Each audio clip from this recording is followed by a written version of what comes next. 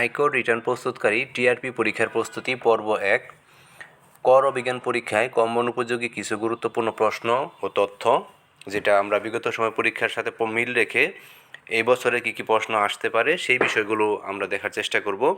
প্রথমে দেখি করমুক্ত আয়সীমা, যেটা 3,50,000 টাকা জানি, কিন্তু মহিলা এবং 65 বছরের বেশি হলে 4 লক্ষ টাকা, যদি তৃতীয় লিঙ্গের করদাতা হয়, প্রতিবন্ধী হয় 4,75,000, গ্যাজেটেড যুদ্ধাহত মুক্তিযুদ্ধ হলে 5 লক্ষ এবং প্রতিবন্ধী পিতামাতা হলে সে ন্যূনতম করের পরিমাণ হবে ঢাকা উত্তর সিটি কর্পোরেশন, ঢাকা দক্ষিণ সিটি কর্পোরেশন এবং চট্টগ্রাম সিটি কর্পোরেশনের হলে 5,000 টাকা, অন্যান্য সিটি কর্পোরেশন এলাকায় হলে 4,000 টাকা, আর এর বাইরে যারা আছে তাদের ক্ষেত্রে হবে 3,000 টাকা। এটি করমুক্ত আয়সীমা অতিক্রম করলে পরিশোধ করতে হয়। নিট সম্পদের উপর যে সারচার্জ, এটা 4 কোটি টাকা পর্যন্ত দিতে হবে না, এর উপরে হলে 10%, কিন্তু 10 কোটি টাকা পর্যন্ত। আর যদি মোটর গাড়ি হয় এবং 8,000 বর্গফুটের অধিক আয়তনের গৃহসম্পত্তি, যে কোনো একটি ক্রাইটেরিয়া ফিল আপ করলেই এই সারচার্জ প্রযোজ্য হবে। আরও স্ল্যাবগুলো দেওয়া আছে, এটা আমরা দেখে নেব। টিআরপি কারা? টিআরপি হলো রিটার্ন প্রস্তুতকারী বিধিমালার আলোকে আয়কর রিটার্ন প্রস্তুতকারী হিসেবে তালিকাভুক্ত ব্যক্তি এবং ট্যাট পরীক্ষা উত্তীর্ণ। ট্যাট বলতে আমরা বুঝব tax aptitude and accounting test.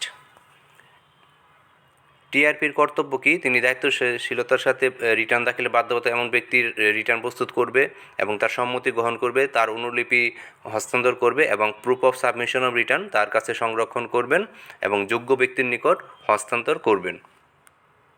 Return কি? আয়কর কর্তৃপক্ষের নিকট একজন করদাতার বার্ষিক আয় ব্যয় সম্পদের তথ্যাবলী নির্ধারিত ফর্মে উপস্থাপন করাই হলো রিটার্ন। এটা সকল প্রকার আয়ের বিবরণী, বাংলাদেশ এবং বাংলাদেশের বাইরে পরিসম্পদ দায়ের বিবরণী এবং জীবনযাত্রার বিবরণী সম্বলিত হবে। কর দিবস কি? কর দিবস হলো রিটার্ন দাখিলের সর্বশেষ তারিখ পর্যন্ত, যেটা 30 নভেম্বর 2023 হয়। যদি সেটা মেয়াদ বৃদ্ধি করা হয়, সেই মেয়াদ বৃদ্ধির তারিখ পর্যন্ত কর দিবস হিসাবে বিবেচিত হবে।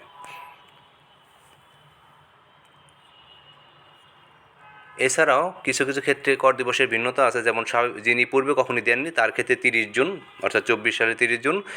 এছাড়া দেশের বাইরে থাকলে সেক্ষেত্রে উচ্চশিক্ষার জন্য যদি হয় বা অর্থ উপার্জনের বৈধ বিষয় এই ধরনের কোনো কারণ হলে 90তম দিনে তিনি দিতে পারবেন। আয় কি? কোনো উৎস হতে উদ্ভূত আয়, প্রাপ্তি, মুনাফা, এই ধরনের যে প্রাপ্তিগুলো রয়েছে আয় হিসেবে গণ্য। বাংলাদেশে উদ্ভূত যে কোনো পরিমাণ অর্থ কর আরোপ করা হয়, এরূপ কোনো পরিমাণ অর্থ পরিশোধ বা লেনদেন, এগুলো আয় হিসেবে বিবেচিত হবে।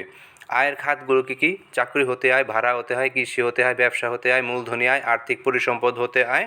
এছাড়াও রয়েছে অন্যান্য উৎসে আয়, অর্থাৎ মোট 7টি খাতে ভাগ করা হয়েছে। সকল আয়কে আমরা এই 7টি খাতের আওতায় নিয়ে আসা হয়। আয়কর কি? আয়কর অর্থ আয়কর আইনের অধীন আরোপযোগ্য বা পরিশোধিত যে কোনো প্রকার কর বা সারচার্জ। এখানে আইনের যে সংজ্ঞাটা সেটা শুভ দেওয়া আছে। আয়কর বলতে এখানে একজন ব্যক্তি যত প্রকার আয় করবেন সেটা তার বিবরণী অনুসারে প্রস্তুত করা হয়। কর রেয়াত কি? কর রেয়াত হলো এক ধরনের কর অব্যাহতি, তার গ্রস কর দায়ের বিপরীতে ছাড় প্রাপ্তির বিষয়টি হচ্ছে কর রেয়াত। কর রেয়াতের পূর্বশর্ত হচ্ছে কর দায় থাকতে হবে, যদি কর দায় না থাকেন তিনি কোনো কর রেয়াত প্রাপ্ত হবেন না। কীভাবে আয়কর পরিশোধ করতে হয়? এই চালানের মাধ্যমে কর পরিশোধ করতে হবে। একজন করদাতা যে কর অঞ্চলের অধীন সেই কর অঞ্চলে নির্ধারিত কোডে এই চালানের মাধ্যমে কর পরিশোধ করতে হবে। এছাড়া আইন অনুযায়ী তাকে উৎসে কর পরিশোধও করতে হয়। পরিসম্পদ দায় ব্যয় বিবরণী দাখিল করতে হবে কিনা, এটি 4টি ক্যাটাগরি রয়েছে। গণকর্মচারী হলে দেশ বিদেশে মোট সম্পদের মূল্য যদি 40 লক্ষ টাকা হয় কম, অথচ মোটরযানের মালিক হয়েছে, গৃহসম্পত্তি বা অ্যাপার্টমেন্টে বিনিয়োগ করেছেন, এই ধরনের যদি কিছু হয়, অথবা কোনো কোম্পানির শেয়ার হোল্ডার পরিচালক, এই ক্যাটাগরিগুলো ফিল আপ করলে তাকে পরিসম্পদ দায় বিবরণী পূরণ করতে হয়।